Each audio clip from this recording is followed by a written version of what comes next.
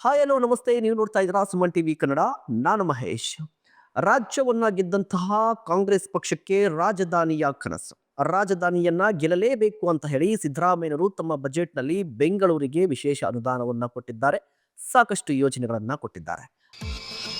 For business and personal promotions, please contact 9686376663.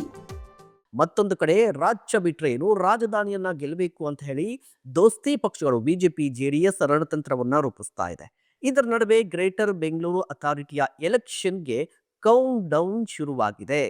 ಇದೇ ವರ್ಷ election ಕೂಡ ನಡೀಬೇಕಾಗಿದೆ. ಹಾಗಾದ್ರೆ ಇಷ್ಟು ದಿನಗಳ ಕಾಲ ವಿಳಂಬವಾಗಿದ್ದು ಯಾಕೆ ಅಂತ ಹೇಳಿದ್ರೆ ಮೀಸಲಾತಿ ಹಂಚಿಕೆ ಆಗಿರ್ಲಿಲ್ಲ. ಅಂದ್ರೆ 369 ಕ್ಷೇತ್ರಗಳಿಗೆ ಅಥವಾ ವಾರ್ಡ್ಗಳಿಗೆ ಮೀಸಲಾತಿ ಹಂಚಿಕೆ ಆಗಿರ್ಲಿಲ್ಲ. ಈಗ ಮೀಸಲಾತಿ ಹಂಚಿಕೆ ಫೈನಲ್ ಆಗಿದೆ. ಅದರ ಕರಡು ಪಟ್ಟಿ ಕೂಡ ರಿಲೀಸ್ ಆಗಿದೆ.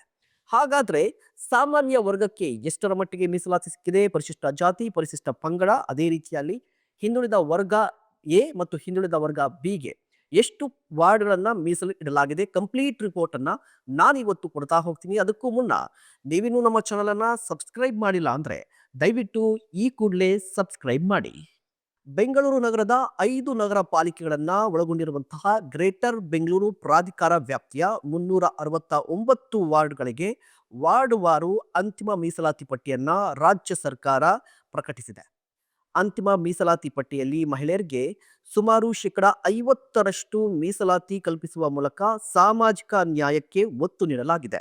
ಈ ಹಿಂದೆ ಬಿಡುಗಡೆ ಮಾಡಲಾಗಿದ್ದ ಕರಡು ಪಟ್ಟಿಗೆ ಸಲ್ಲಿಸಲಾಗಿದ್ದಂತಹ ನೂರಾರು ಆಕ್ಷೇಪಣೆಗಳನ್ನು ಪರಿಶೀಲಿಸಿರುವಂತಹ ಅಧಿಕಾರಿಗಳು ಅಗತ್ಯ ತಿದ್ದುಪಡಿಗಳೊಂದಿಗೆ ಅಂತಿಮ ಪಟ್ಟಿಯನ್ನ ಸಿದ್ಧಪಡಿಸಿದ್ದಾರೆ. ಒಟ್ಟು 369 ವಾರ್ಡ್ಗಳ ಪೈಕಿ 176 ಸ್ಥಾನಗಳನ್ನ ಮಹಿಳೆಯರಿಗೆ ಮೀಸಲಿಡಲಾಗಿದೆ. ಕರಡು ಪಟ್ಟಿಯಲ್ಲಿ ಕಂಡುಬಂದಂತಹ ಅಸಮತೋಲನವನ್ನ ಸರಿಪಡಿಸಿ ಸಮರ್ಪಕವಾಗಿ ಮೀಸಲಾತಿ ಹಂಚಿಕೆ ಮಾಡಲಾಗಿದೆ. ಈ ಕ್ರಮದಿಂದ ಬಹುಕಾಲದಿಂದ ಮುಂದೂಡಿಕೆಯಾಗಿದ್ದಂತಹ ಪಾಲಿಕೆ ಚುನಾವಣೆಗೆ ಮತ್ತೊಂದು ಹೆಜ್ಜೆ ಮುಂದಿಟ್ಟಂತಾಗಿದೆ. ಇನ್ನು ರಾಜ್ಯ ಸರ್ಕಾರ ಸುಪ್ರೀಂ ಕೋರ್ಟ್ ಮುಂದೆ ಜೂನ್ 30ರ ಒಳಗೆ ಮಹಾನಗರ ಪಾಲಿಕೆ ಚುನಾವಣೆಗಳನ್ನ ನಡೆಸುವುದಾಗಿ ಭರವಸೆ ಕೊಟ್ಟಿತ್ತು. ಅಂತಿಮ ಪಟ್ಟಿಯ ಪ್ರಕಾರ ಇದೀಗ 198 ವಾರ್ಡ್ಗಳನ್ನ ಸಾಮಾನ್ಯ ವರ್ಗಕ್ಕೆ, 43 ವಾರ್ಡ್ಗಳನ್ನ ಪರಿಶಿಷ್ಟ ಜಾತಿಗೆ, 7 ವಾರ್ಡ್ಗಳನ್ನ ಪರಿಶಿಷ್ಟ ಪಂಗಡಕ್ಕೆ, 97 ಹಿಂದುಳಿದ ವರ್ಗ ಎಗೆ, ಅದೇ ರೀತಿಯಾಗಿ 24 ವಾರ್ಡ್ಗಳನ್ನ ಹಿಂದುಳಿದ ವರ್ಗ ಬಿಗೆ ಮೀಸಲು ಇಡಲಾಗಿದೆ. ಅಂದ ಹಾಗೆ ಈ ಹಿಂದೆ ಅಂದ್ರೆ 2021ರ ಜನಗಣತಿ ಆಧರಿಸಿ ಇದೇ ವರ್ಷ ಜನವರಿ 8ರಂದು ವಾರ್ಡ್ವಾರು ಕರಡು ಮೀಸಲು ಪಟ್ಟಿಯನ್ನ ಪ್ರಕಟಣೆ ಮಾಡಲಾಗಿತ್ತು. ಆಕ್ಷೇಪಣೆಗೆ ಜನವರಿ 23ರವರೆಗೆ ಕಾಲಾವಕಾಶವನ್ನ ನೀಡಲಾಗಿತ್ತು. ಬಳಿಕ ಆಕ್ಷೇಪಣೆಗಳನ್ನ ಪರಿಶೀಲಿಸಲು ಹೆಚ್ಚುವರಿ ಮುಖ್ಯ ಕಾರ್ಯದರ್ಶಿಗಳ ಅಧ್ಯಕ್ಷತೆಯಲ್ಲಿ ಸಮಿತಿಯನ್ನು ಕೂಡ ರಚನೆ ಮಾಡಲಾಗಿತ್ತು. ಇದೀಗ ಗ್ರೇಟರ್ ಬೆಂಗಳೂರು ಗವರ್ನೆನ್ಸ್ ಆಕ್ಟ್ 2024ರ ಪ್ರಕಾರ ಸಮಿತಿ ಆಕ್ಷೇಪಣೆಗಳನ್ನ ಪರಿಶೀಲನೆ ಮಾಡಿದೆ, ಕೆಲ ಸೂಚನೆಗಳನ್ನ ಸಮರ್ಥಿಸಿಕೊಂಡಿದೆ, ಅದೇ ಸಂದರ್ಭದಲ್ಲಿ ಅಗತ್ಯ ಬದಲಾವಣೆಗಳನ್ನು ಕೂಡ ಮಾಡಿಕೊಂಡಿದೆ.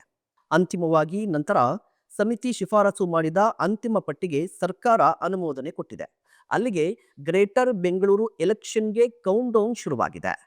ಇನ್ನು 5 ಪಾಲಿಕೆಗಳ ವಾರ್ಡ್ವಾರು ಮೀಸಲಾತಿ ಹೇಗಿದೆ ಅಂತ ನೋಡೋದಾದ್ರೆ ಬೆಂಗಳೂರು ಕೇಂದ್ರ ನಗರ ಪಾಲಿಕೆ ಒಟ್ಟು ವಾರ್ಡ್ಗಳ ಸಂಖ್ಯೆ 63. ಎಸ್ಸಿ 11, ಮಹಿಳೆಯರಿಗೆ 5 ವಾರ್ಡ್ಗಳನ್ನ ಮೀಸಲು ಇಡಲಾಗಿದೆ. ಎಸ್ಟಿ 1. ಹಿಂದುಳಿದ ವರ್ಗ ಎ 15 ವಾರ್ಡ್, ಮಹಿಳೆಯರಿಗೆ 7. ಹಿಂದುಳಿದ ವರ್ಗ ಬಿ 4, ಮಹಿಳೆಯರಿಗೆ 2. ಸಾಮಾನ್ಯ 32, ಮಹಿಳೆಯರಿಗೆ 16. ಮಹಿಳೆಯರಿಗೆ ಒಟ್ಟು 30 ವಾರ್ಡ್ಗಳು ಮೀಸಲು ಇಡಲಾಗಿದೆ. ಇನ್ನು ಬೆಂಗಳೂರು ಪೂರ್ವ ನಗರ ಪಾಲಿಕೆಯನ್ನ ನೋಡೋದಾದ್ರೆ ಒಟ್ಟು ವಾರ್ಡ್ಗಳ ಸಂಖ್ಯೆ 50. ಎಸ್ಸಿ 7, ಮಹಿಳೆ 1, ಎಸ್ಟಿ 1. ಹಿಂದುಳಿದ ವರ್ಗ ಎ 14, ಮಹಿಳೆ 7. ಹಿಂದುಳಿದ ವರ್ಗ ಬಿ 3, ಮಹಿಳೆ 1. ಸಾಮಾನ್ಯ ವರ್ಗ 25, ಮಹಿಳೆ 12. ಮಹಿಳೆಯರಿಗೆ ಮೀಸಲಿಟ್ಟ ವಾರ್ಡ್ಗಳ ಸಂಖ್ಯೆ 23.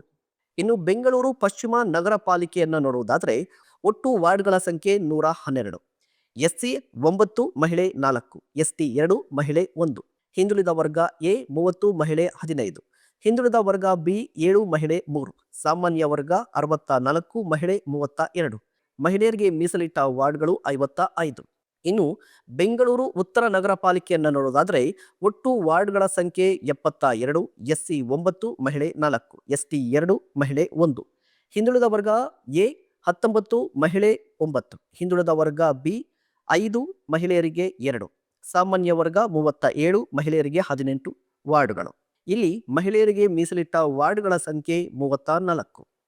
ಇನ್ನು ಬೆಂಗಳೂರು ದಕ್ಷಿಣ ನಗರ ಪಾಲಿಕೆಯನ್ನ ನೋಡೋದಾದ್ರೆ ಒಟ್ಟು ವಾರ್ಡ್ಗಳ ಸಂಖ್ಯೆ 72, SC 7 ಮಹಿಳೆ 3, ST 1, ಹಿಂದುಳಿದ ವರ್ಗ ಎ 19 ಮಹಿಳೆ 9, ಹಿಂದುಳಿದ ವರ್ಗ ಬಿ 5 ಮಹಿಳೆ 2, ಸಾಮಾನ್ಯ ವರ್ಗ 40 ಮಹಿಳೆ 20. ಮಹಿಳೆಯರಿಗೆ ಮೀಸಲಿಟ್ಟ ವಾರ್ಡ್ಗಳ ಸಂಖ್ಯೆ 34. ಅಲ್ಲಿಗೆ ಗ್ರೇಟರ್ ಬೆಂಗಳೂರು ಎಲೆಕ್ಷನ್ಗೆ ಕೌಂಟ್ ಡೌನ್ ಶುರುವಾಗಿದೆ. ಬರೋಬ್ಬರಿ ಸಾಕಷ್ಟು ವರ್ಷಗಳ ನಂತರ ಈ ಎಲೆಕ್ಷನ್ ಬರ್ತಾ ಇದ್ದು ಮೂರೂ ಪಕ್ಷಗಳು ಕೂಡ ಬೆಂಗಳೂರು ಕಬ್ಜಾಗೆ ತಮ್ಮದೇ ಆದ ರೀತಿಯಲ್ಲಿ ರಣತಂತ್ರವನ್ನ ರೂಪಿಸ್ತಾ ಇದೆ. ಈಗಾಗಲೇ ನಾನು ಹೇಳಿದಾಗೆ ಬಜೆಟ್ನಲ್ಲಿ ಸಿದ್ದರಾಮಯ್ಯನವರು ಬೆಂಗಳೂರಿಗಾಗಿ ವಿಶೇಷ ಅನುದಾನ ಜೊತೆಗೆ ಒಂದಿಷ್ಟು ಯೋಜನೆಗಳು. ಅದೇ ಸಂದರ್ಭದಲ್ಲಿ ರಾಜ್ಯವನ್ನಾದರೂ ನಾವು ಕಳೆದುಕೊಂಡಿದ್ದೀವಿ, ರಾಜಧಾನಿಯನ್ನ ಗೆಲ್ಲಬೇಕು ಅಂತ ಹೇಳಿ ಮೈತ್ರಿ ಪಕ್ಷಗಳು ರಣತಂತ್ರವನ್ನ ರೂಪಿಸ್ತಾ ಇದೆ. ಈಗ ಮೀಸಲಾತಿ ಹಂಚಿಕೆ ಆಗಿದೆ. ಇದಾದ ನಂತರ ಅಭ್ಯರ್ಥಿಗಳನ್ನ ಘೋಷಣೆ ಮಾಡಬೇಕಾಗುತ್ತೆ. ಅಭ್ಯರ್ಥಿಗಳನ್ನ ಘೋಷಣೆ ಮಾಡಿದ ನಂತರ ಎಲೆಕ್ಷನ್ ನಡೆಯುತ್ತೆ. ಬಟ್ ಎಲೆಕ್ಷನ್ ದಿನಾಂಕ ಇನ್ನೂ ಕೂಡ ಫೈನಲ್ ಆಗಿಲ್ಲ. ಎಲೆಕ್ಷನ್ ದಿನಾಂಕ ಫೈನಲ್ ಆದ ನಂತರ ಅಭ್ಯರ್ಥಿಗಳ ಘೋಷಣೆ ಕೂಡ ಆಗಬಹುದು. ಅಂತಿಮವಾಗಿ ಈಗ ಮೀಸಲಾತಿ ಹಂಚಿಕೆ ಆಗಿರುವಂಥದ್ದು ಕರಡುಪಟ್ಟಿ ಕೂಡ ರಿಲೀಸ್ ಆಗಿದೆ. ಸೊ ನಿಮ್ಗೆ ಏನ್ ಅನ್ಸುತ್ತೆ, ಈ ಬಾರಿಯ ಗ್ರೇಟರ್ ಬೆಂಗಳೂರು ಎಲೆಕ್ಷನ್ ನಲ್ಲಿ ಯಾವ ಪಕ್ಷ ಅಧಿಕಾರಕ್ಕೆ ಬರುತ್ತೆ? ದಯವಿಟ್ಟು ಕಮೆಂಟ್ ಮಾಡಿ. ಇಂತಹ ಮತ್ತಷ್ಟು ಕಂಟೆಂಟ್ಗಾಗಿ ನೋಡ್ತಾ ಇರಿ ಸುಮನ್ ಟಿವಿ ಕನ್ನಡ.